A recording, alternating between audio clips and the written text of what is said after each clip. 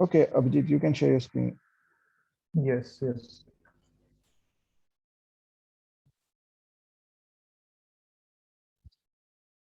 So you guys can see my screen, right? Yes, we can. Yeah. Yeah, cool. So in last session, I'm just trying to like recollect whatever we have discussed in the last session. So in last session, we looked at the certification methods. So generally, there are two categories that we talk about when we talk about certification methods. One is soundness, another thing is completeness. And they are not categories, they are the properties of the certification methods. And we made a statement that we require soundness, but we can work around completeness. We can go towards incompleteness in order to make our algorithm more scalable. And in that process, we looked at box transformations, in which we also looked at like how the box transformations worked and how they lose precision. And when we were talking about this, we also talked about the complete methods. And I said about a multi-integer linear programming problem in which you can certify a problem with completeness property. So today, what we are going to do is like we'll be looking at a multi-integer linear programming for certification of neural network. But the thing is, in this session, we won't be looking at solving MILP in conventional way. Somehow, what we are going to do is going to combine uh, the abstraction or the incompleteness of the bound of the box, and we'll combine that with the MILP problem. And in that process, we won't be losing our completeness property, but what the box transformation will help us to make our MILP more scalable. So once we will start discussing it, you will understand what I am trying to say. So just like let's start the session. And uh, so this is how in the slide you can see, this is how the uh, MILP problem is defined. Just a second, I'm trying to get my cursor. Uh, okay, yeah. So the MILP is kind of a optimization problem in which you have a linear objective and you have some linear constraints, and these linear constraints can be equality or inequality constraints. Apart from that, you have some box constraints or some bounds on each of the variables, and also you have some of the variables that are pure integers. And that is why we call this kind of optimization problem as a MILP problem, mixed integer linear programming problem, because you have some variables as a pure integers, and all this equation, all the constraints and the objective function are linear in form. And this is why this method is called as MILP. And now, like, what is this x1, x2, x3, xn? In our case, they are the neurons, and essentially we are going. Sorry, yeah. So so this is how a MILP is defined, and now we'll try to. So this is our optimization problem, right? So, but we have what we essentially want to do is certify. So now we'll be looking at how can we link this optimization problem uh, with certification problem, with certification method. So let's move forward. So essentially what we'll be doing is we'll try to encode our neural network into MILP somehow, and then we'll work with the MILP problem. So there are 4 steps that are involved. One is like so these are essentially the same steps that we have discussed in the last session. So in neural network, you have a fine layer, you have ReLU layer, you have precondition phi, that are the conditions on the input, which are essentially the L infinity bounds. And you have some post condition, and this post condition is based on the output that you want to achieve. So all these conditions and the layers, we have to somehow encode them. And at the end, what you want to achieve is that after encoding, you will try to have all these conditions in form of this optimization problem. So let's move forward and look at like we'll look at each of this step by step, and we'll try to understand how we encode it. And like the encoding, affine layer encoding precondition and post conditions are pretty simple. So the most part of the session will be around how to encode the ReLU layer, because that is a challenge. Because in ReLU, what you do is like you take max of a neuron, and in this optimization problem, you are not seeing max anywhere. So somehow you have to encode that max property in form of some in order such that you can have a MIL problem defined. So let's go over these steps one by one. And it's not required that you have to follow first, second, third, fourth. These are independent. So first we'll be looking at how to encode the affine layers. So affine layer, we know it's a simple linear operation. So my output will be a weight matrix times X plus a bias. And this suits our MIL condition because we can include this affine layer as an equality constraint in our optimization problem. So essentially, so some of the constraints in this MIL optimization problem will be the equality constraint through affine layer. So affine layer is quite simple. Now, and also one note that you can also you can also state a convolution operation like an affine transformation. Uh, it might take time to explain it, but I can send you a paper in which they have visually described how can we define this weight matrix for a convolution operation. And this W in that case becomes a very sparse matrix. You have lots of zeros, and in some diagonal positions, you get some numbers which are the weights in convolution. So in conclusion, if it's a affine layer or even the convolution operations, we can easily convert it into equality constraints. Now comes the challenging part. That is, you have to encode the ReLU. We know what is ReLU, and somehow we have to replace this max in some kind of equation. So this is one of the most popular encoding. I think there are more encodings, but this is the most popular encoding for ReLU that is used. So there are four equations, and so one is like y is less than equal to x minus L times 1 minus a. Y is greater than x, y is less than u times a, and y is greater than 0. And the a here is like it can be either 1 or 0. And these are pure integers. And this is how we get a this is how we get a integer in our as a variable. Because in MIL, we had a condition that some of the variables can be pure integers. And in this way, a is a pure integer, which can take only 0 or 1 in our problem. This is how we are going to define our, this is how we are going to encode our neural network model as a MIL. And then this L and U, these are the bounds on the input neuron. And with this, we are incorporating the box transformations into our MIL. So I was initially telling you about that we are not going to solve a simple MIL. We are also going to incorporate some box transformations. So what these box transformations will do is that they will get us the lower and upper bound on each of the neuron. So like discussed in the last session, what we were doing is like we were doing transformations. So we had input, then we were doing box transformations. And in that process, we were getting bounds on each of the neurons, right?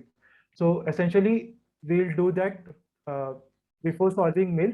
And I'll do this box transformations. And by this box transformation, I will have my lower and upper bounds ready for all the neurons. And this is how I will get L and U. And if I have this L and U, then I have my ReLU encoding ready. So I think if you have looked at these equations, you might have intuitively understood like how it is behaving like a ReLU. So in deep, or let's take an instance, an example, and let us see how it helps as a how it acts like a ReLU encoding. So essentially, these were our encoding equations, and let us take scenarios. So A can be 0 and 1. So if A is 0, then uh, the equations that you will have is y is less than equal to x minus L, y is greater than L, y is less than equal to 0 because u times A is 0, and y is greater than 0. So if y is less than 0, y is greater than 0, y has to be equal to 0. And when y is 0, from these two equations, you can find the bounds on the interval of x. And in this process, you will get the x belongs to L comma 0, and L is the lower bound of that neuron. And if A is equals to 1, then from this equation, you can see y is less than u, y less than equal to u, y is greater than equal to 0. And here when substitute A is equals to 1, this terms becomes 0. So you have y less than equal to x, and from here you have y greater than equal to x. So similarly, when y is less than equal to x, y is greater than equal to x, you have y equal to x. And essentially you get the bound on y also, and y belongs to 0 comma u, and because y is equals to x, x also belongs to 0 comma u, where u is the upper bound on that neuron. To make things more concrete, let us look at the examples. So this x can lie in some region because of the bounds they have. So suppose through these box transformations for a particular neuron, I found an interval that is -2 comma -1, which means that this interval is completely lies uh, on the negative side. So let's now take the scenarios. So again, let's look at the same thing when A is equals to 0 and A equal to 1. When A is equals to 0, what will happen is you will have y equal to 0. So now we are just substituting the values like whatever we have discussed here. So now we are just going to substitute it. When A is equals to 0, you have y is equals to 0, which is you have here, and x belongs to L comma, and L, our lower bound here is -2, and that's why our x belongs to -2 comma 0. And when A is equals to 1, you have y is equals to x, and y also belongs to 0 comma u. And in this case, our u is -1. So y belongs to 0 comma -1. And this is a unsat condition because you can see like it cannot happen that y is less than 0 and at the same time y is greater than -1. Oh, sorry, y is greater than 0 or y is less than -1. So this can't happen at the same time. So that is why when our interval on input is below 0, we'll have A is equals to 1 condition as invalid. Similarly, let's look at the other scenario where our interval is completely above 0. So when x is above 0, let us take example that x belongs to 1 comma 2 and A is equals to 0. So when A is equals to 0, so y is equal to 0, we can see from here. So y is equals to 0, and our x should belong to uh, our lower bound L, that is 1 comma 0. So also the similar reason that this cannot happen because x cannot be greater than 1 and less than 0 at the same time. So this is a unsat condition. This cannot be satisfied. So let's look at A is equals to 1 condition for above 0. When A is equals to 1, we have y is equals to x, and y belongs to 0 comma u, and our upper bound is 2 here. And so this can be satisfied. So I know you might be thinking like why we are doing this. Uh, it may become clear when we move forward, but essentially what we are doing here is intuitively, even if you think about it, we have we have ReLU like this. So when x is less than 0, like when my x completely lies below 0, I should have my y is equals to 0. That is what the property of ReLU is. And that is why we are getting y is equals to 0 here. And our x will lie in this region. And that is what we are getting here. And when the interval is completely below 0, there is no point of a is equals to 1 because y cannot be x here. Y is always 0. Complete interval is below 0. I hope it makes sense. And similarly for like case B, when my x is above 0, when x is above 0, my y is equals to x and my x lies in the interval 0 comma 2, like whatever interval it is having. And in that case, the a is equals to 0 is not making sense because y cannot be 0. So this is, so you can intuitively understand like how these equations are following the ReLU property. And now I think it's very clear, but now comes the most challenging case. And with this case, you will get the motivation of why we are trying to incorporate these box transformations into our MILF problem. So now, what if my ReLU is crossing? That means for now, like till now, what we have done is like we have looked at a case where my x completely lies below 0 or completely lies above 0. But what if my x is such that my bounds on x can, so my lower bound is like less than 0, some a and and my upper bound is b, which is greater than 0, like -1 comma 2. So in that scenario, a is equals to 0 and a equal to 1. The both conditions are valid. So when a is equals to 0, what will happen from this equation is you'll get y is equals to 0 and x belongs to L comma 0 and our L is -1. So in this case, this condition is satisfied. And similarly, when a equal to 1, y is equals to x, and also y belongs to 0 comma u, and u here is 2. So even this condition is satisfied. So now I will try to give you an intuition of what is happening here. So initially, the motivation or the requirement of encoding ReLU was to use a MILF formulation because you have to solve that certification problem uh, using a complete method.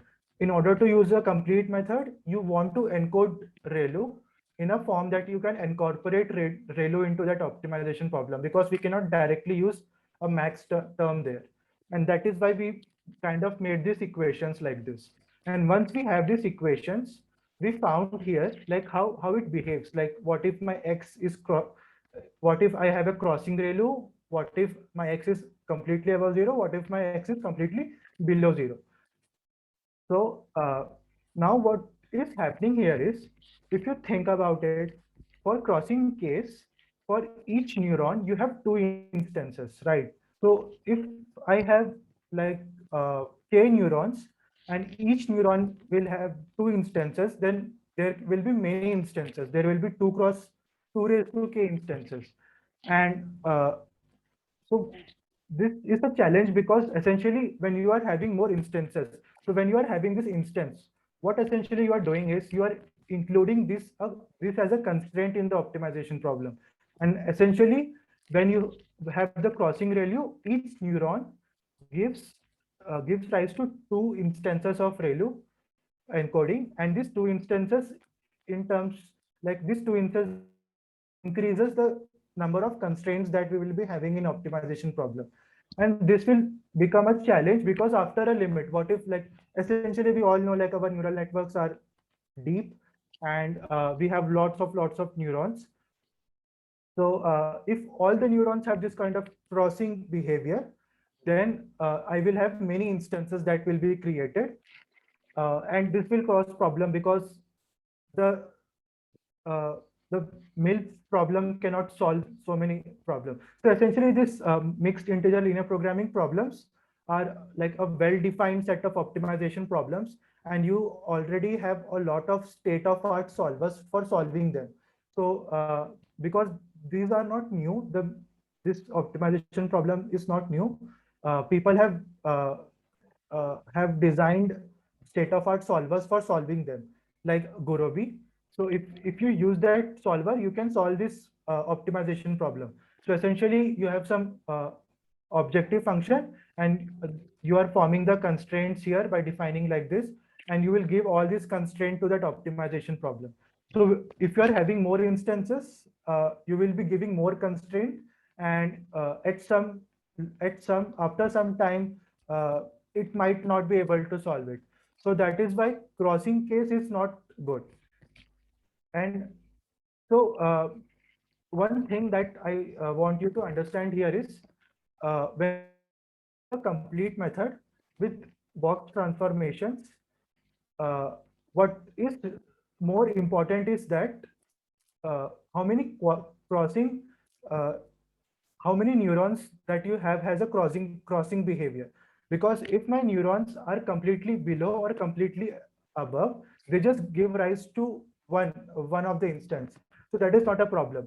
But if I have a crossing behavior, then each neuron will give rise to two instances, and this keep multiplying when we get more deeper and deeper into the network, and this will harm our optimization thing. So even if I have maybe 10,000 neurons, the more important question here to ask is like how many of them are having a crossing behavior. So if only out of 10,000 I have only 100 of them having a crossing behavior, then it might not be a problem. But if out of 10,000 maybe 9,000 of them are having crossing behavior, then I think it might be impossible to solve that kind of situation, because there will be many instances that will be created. So Abhijit, And a very good point. Just a question on this point. You made a very valid point. If these constraints actually explode, solving the mixed integer linear programming problem is a very, very challenging task. And as you said, these the state-of-the-art solvers can also not solve it. Now, my question would be, how, what is the simple for someone to understand, how do you actually determine and evaluate which neurons are actually in that crossing zone? And can we somehow minimize those number of neurons? mhm. Yeah, I so like essentially what we are doing here is like Mhm. with box transformations, we will understand like what neurons are there that have a Right. crossing behavior. By Okay. that, we'll get a count of neurons that have the crossing behavior. Uh, I'm not sure how to minimize that Okay. because Th- here also there are two situations, like because we are using box transformations, as we have discussed, they are imprecise. So even if through box transformation, like suppose I got a bound here, like x lies between -1 and 2, but what if, because this box was imprecise, what if my x was lying between 0 and 2, but my box transformations was not precise? So that is why I got a range like -1, 2. Yeah, that's right. That's fair enough. So Okay. Yeah, no. that is a disadvantage here. Like you can't. So in last session, I was talking about some more better transformations, like working with better shapes, because box Yeah, was very easy and they lose a lot of precision.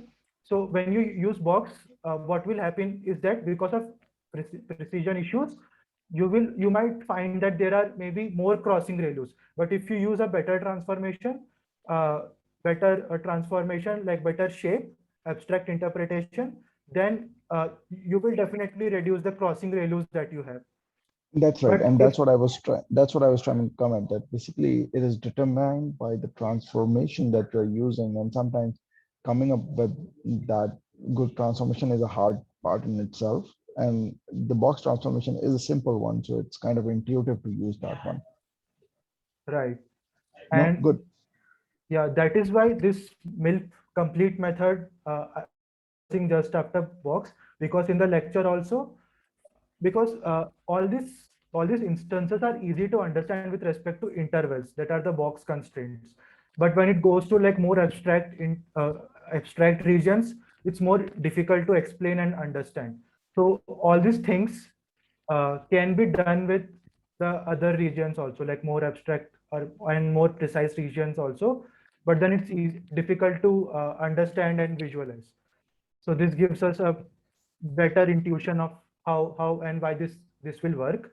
And also the thing I was telling about, like if you have crossing case, you will have more constraints. Uh, if it is not clear at this point of time, we'll be looking an example ahead, and that will make this point more concrete, and you will get an idea like how this box transformations helps.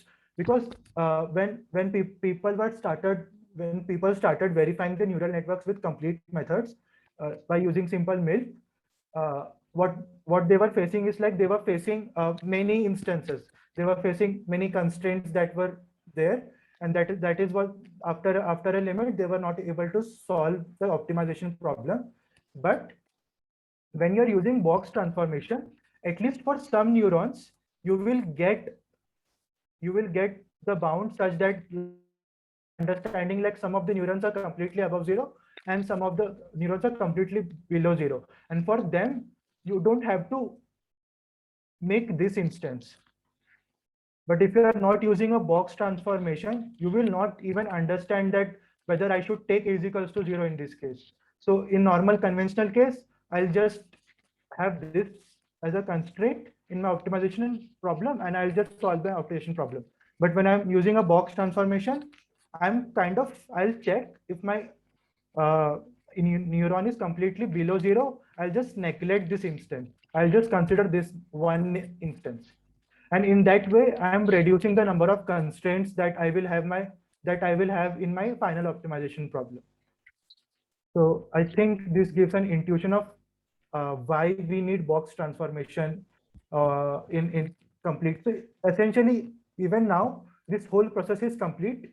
Only thing what we are doing here is we are trying to make the optimization more simpler, not more simpler, but more faster by reducing some of the instances which may not be fruitful in a longer run. So let's move forward.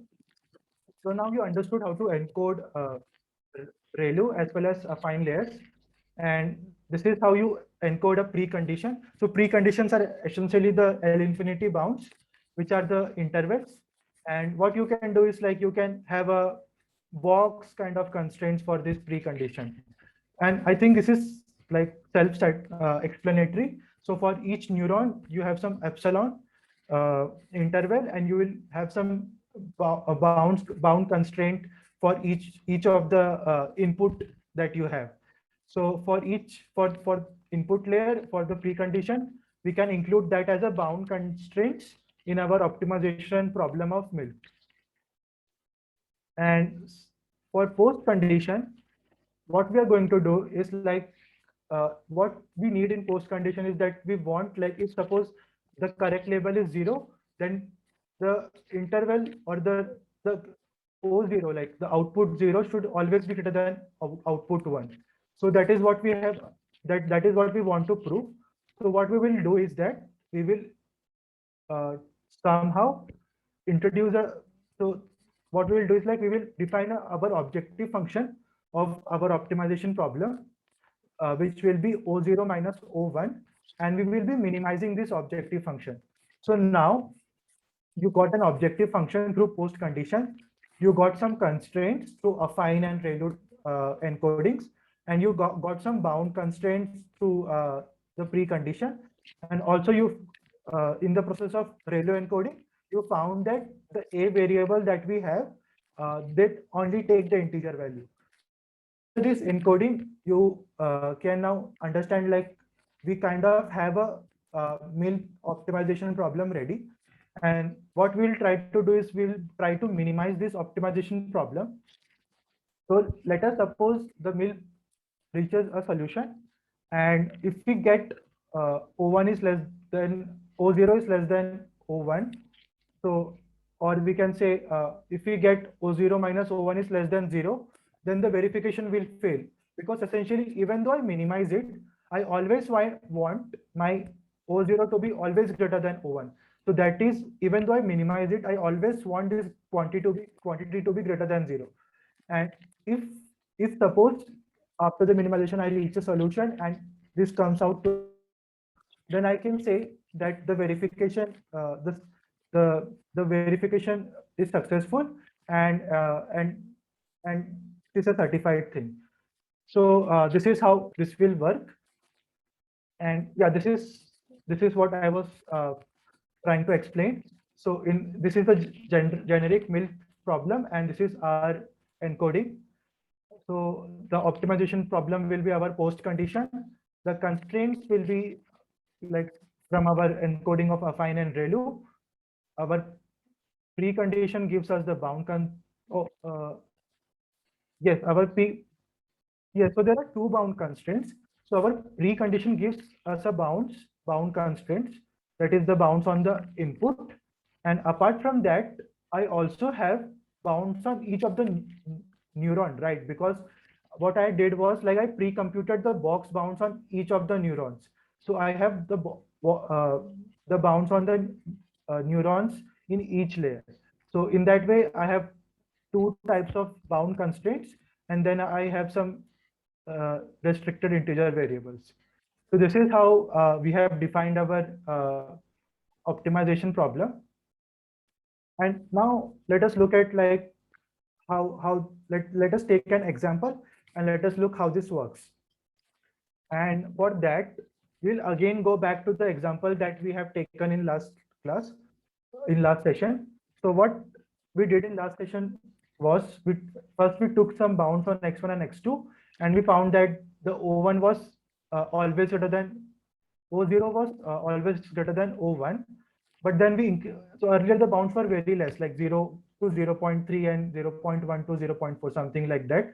So the bound intervals were very less on the input, and we found that our certification was valid.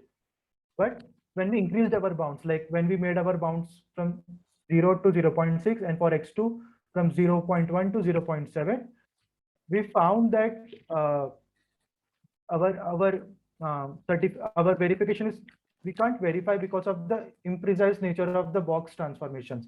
Because you can see here the lower bound of O0 is less than the upper bound of O1. So these intervals are like this, something like this. So there is an intersection between these intervals. So we can't comment that O0 will be always greater than O1. There is some kind of shady thing that we somehow have to verify through complete method.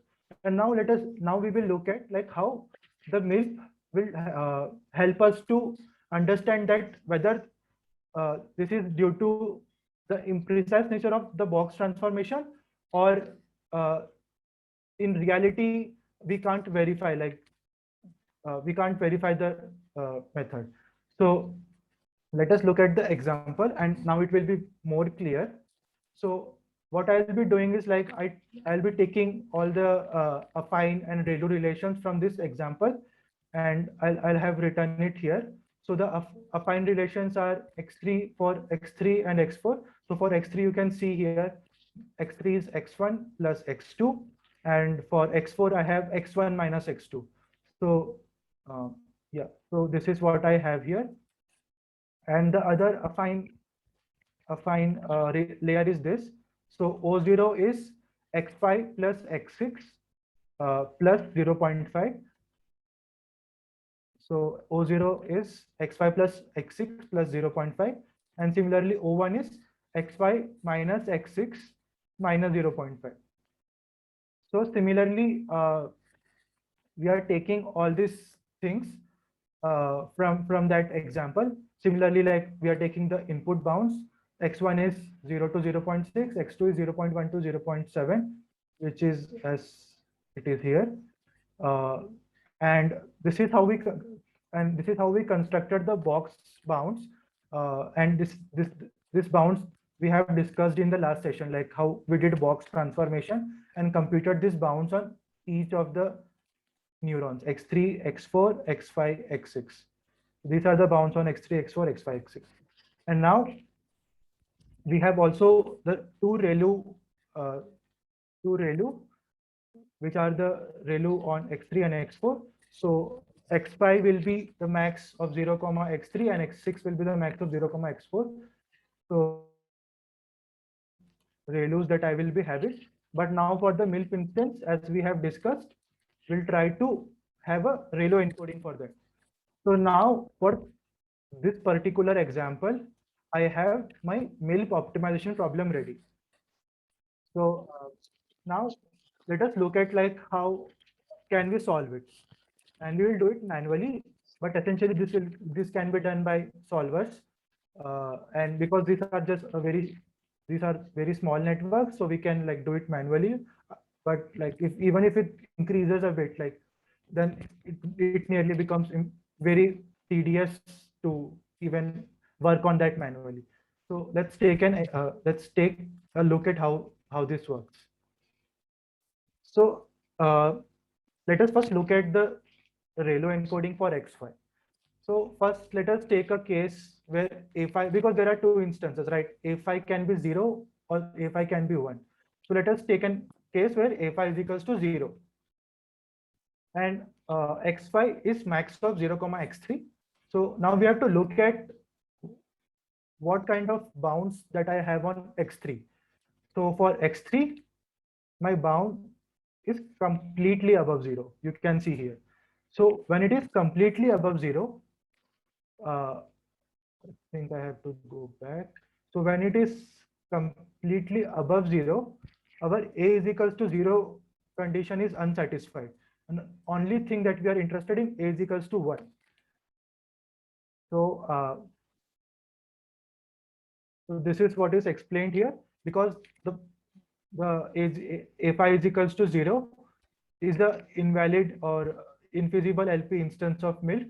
We won't be even considering it. And in that way, it can help us to like not work ahead with A6. Okay, I'll explain this and I'll again come back to it. So for now, I think you understand it, that for A5 is equals to 0, the instance of LP instance is not valid. And so for a5 is equals to 1, we know that since it is completely above 0, my y will be equal to x. So x5 will be equal to x3. And my bounds will be from 0, u, or even I can say like 0.1 to 1.3, which is the same thing. And now this is how we encoded our x5. Now let us look at the ReLU encoding for x6. And similarly for x6 also, you have two conditions where a6 can be 0 and a6 can be. Let's go back to see how are the bounds on x4. Now we here see that the bounds on x4 are kind of a crossing case. And that is why now we have two instances here, like, and both the instances will be valid, like a6 is equals to 0 is also valid and a6 is equals to 1 is also valid. So it is taken case where a6 is equals to 0. So when a6 is equals to 0, my y will be equal to 0, because when a6 is equals to 0, you might remember that we are looking at the values, we are looking at the values that are below 0. So in that case, my y was equal to 0 and my x was lying between L, u, when L was the lower bound. So this is how I got a encoding for x6 for the condition where a6 is equals to 0. So now we got this instance, right? And now let us solve this instance. So here you have, in this instance, you have a5 is equals to 0 and a6 also equal to 0. And you got one complete instance that you can solve now. So if you solve it now, so what will happen is you subtract O0 minus O1, and you get this equation. And we know from our ReLU encoding that my x6 is always 0 when a6 is equals to 0. So when you substitute here x6 as 0, what you get is O0 minus O1 is always 1, which means that even when you minimize it, my O0 will be always greater than O1. So that means we are able to verify the property here. But when we were using the box transformations in last session, or you can see here, when we were just using the box transformations, we were getting some kind of intersection. But now after the mill optimization, we found that the O1 is always greater than 1. So what was happening there was that due to the imprecise nature of box, we were not able to comment on the guarantee. But essentially the condition was held, but we were not able to provide a guarantee because box was an incomplete method. But now when we move towards a milk problem, we were able to prove and verify the property. But now also let us look at like what if my a6 is equals to 1, because that is also a valid instance in this case. So when a6 is equals to 1, so a5 will be 0 and a6 is 1. So when a6 is equals to 1, my y will be equal to x and my y will lie in the range 0, u. So now again, you subtract these two equations, you get this equation. And then the lower bound on this equation will be achieved when I have the lowest bound on x6. So the lowest bound on x6 is 0. So the lowest bound that I can achieve here is 2 times 0 plus 1, that is 1. And the maximum bound that I can achieve equation is when I have the maximum value of x6. The maximum value of x6 that I have is 0.5. So 2 times 0.5 plus 1 will be 2. So if I am trying to minimize it, then you will find that again it is equal to 1 and the property holds. So now you might have got a very clear idea of how the MILP help us to help us to provide a guarantee, which we were not able to do with incomplete methods. And now, like again coming back to my point, when I was telling that the box transformations do help us a lot in this case. So because I had a box transformation and I knew that my S5 cannot be 1, so I only worked with 2 instances here. But what if I didn't had this knowledge? So what I would have to do? I would have to look at 4 instances when A5 is equals to 0, A6 is equals to 0. When A5 is equals to 1, A6 is equals to 0. When like you can find the scenarios, right? So this all instances are possible. So you essentially have to work with all these instances. So what is happening here is that with the knowledge that I'm getting from box bounds, I can avoid some of the instances. So like here I avoided A5 is equals to 1.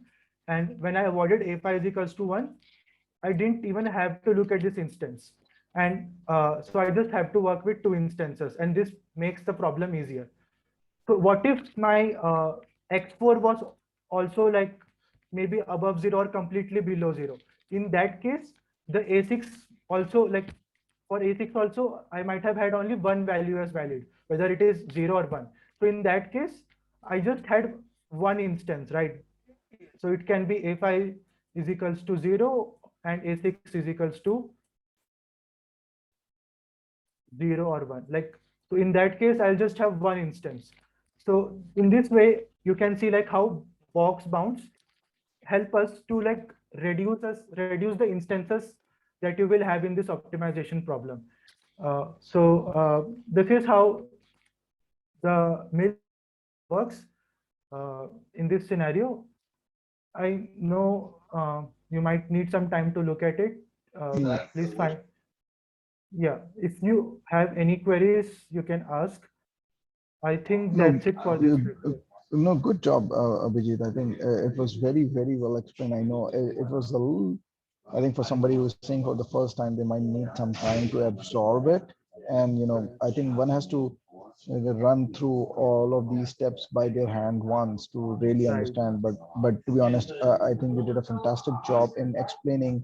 Sorry, there's some noise in the background, but in explaining what is a need for box transformation and why are we actually transforming our network into this milk formulation, and what is the advantage of doing it, and also the constraints, right? Because just formulating into milk doesn't help you solve all the problems. The scalability is a big problem when you're solving in this milk formulation, and solving mixed integer linear programming in itself a challenging task. To be honest, it's harder than solving standard optimization problems.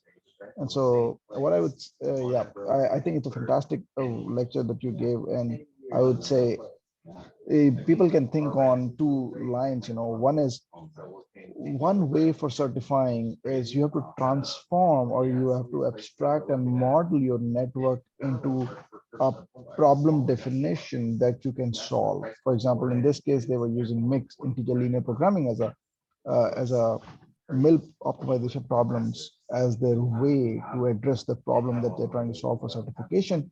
And then they try to come up with, okay, what is that approach that I can do to model my rectified linear unit neurons in that, encode them in that milk formulation. And there are obviously certain reasons for choosing the formulation and the encoding they've done, but and using the box transformations. But there are variations that one can do to improve this technique, and get away with certain constraints that they are. For instance, the scalability is obviously a biggest challenge, but obviously box transformation brings its own uncertainties, and it's not precise, and so on and so forth. But overall, I Right. think it was fantastic lecture, Abhijit. I would say anybody who is interested more in this should run through a small example like he showed it. In fact, I would say use his slides to run through the entire example by yourself to understand what's happening in the rectified linear unit encoding what he showed. And then from encoding, you say, okay, let me see, move forward and create a small toy network and try to run through the bounds, and you will understand what exactly it means. But it's a very strong technique to solve. Yes, it has constraints around scalability, but it's still a very, very good technique. Yes. No, good. Anyone has any questions? Today, everybody was very silent. Yeah. Probably everybody forgot that we had a lecture today, so everybody was kind of, oh, let me disconnect. Huh? So, anyways, what I will say is it's okay if you need more time to absorb, but we will also have it next week, so we will not skip, but keep a track. I think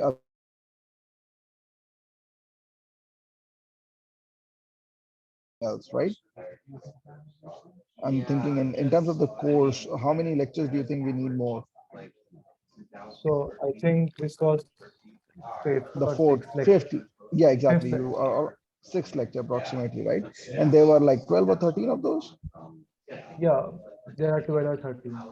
Yeah, so maybe around six more we will take to complete the whole thing. But I think the last ones are more of the research papers being discussed rather than Yes. the basic technique. So that will it will be a lot of food for thought for thinking of what other alternatives or optimizations can we do in the current formulation, right? Yes. Okay, good. So let's wait if anybody has any questions. There are some compliments for Abhijit. That's good. He has, yeah, I know. To be honest, everyone should learn, to be honest, two things from somebody like Abhijit. His presentation skills are fantastic. His ability to explain complex ideas in a very simple way is good. So next time when anybody presents, try to keep that in mind. How he is explaining is really, really good. So I like that, and that allows everyone to understand. also very complex ideas. Sometimes if you read the paper, it might take you 6 hours to understand it, and which he Yeah, explained it in 1 hour easily, right? So well yes. done. It is like difficult to absorb at the first Yeah, time. It's really difficult. it is absolutely. I agree, and and you did that a good job. Yes, Laden, I will post it on YouTube, and also, it's on the group. So, and the paper from where, and the course link is also there. So, if you want to look at the basic, the PDFs from the lecture, feel free to look at them as well. But we will continue on those, and I can.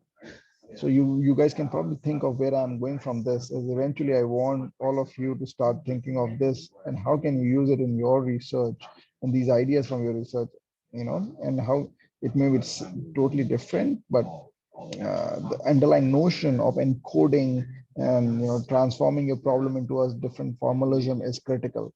Abhijit is giving it in the context of adversarial robustness and certification, but I know some of you are doing and working in different domains, but it's still applicable. We can think of various techniques, but it just gives you a food for thought. Okay, so I will stop at this point. If anybody has any more questions, or otherwise, I would say thank you, everyone. And I'm going to be in touch with you anyways for your weekly meetings, but we will see you next week on the next lecture. Any Thank you. questions? No. Okay, good. And to be honest, we can have discussions on Basecamp as well on the lectures once you get a chance to look at it. It's not that just feel free to ask questions on the Basecamp as well. It's not that just this time. Okay, because these are very interesting but more involved topics. So if you get a chance to go through it by your hand, you will get more ideas. Okay, so thank you so much, guys, and I will see you next week.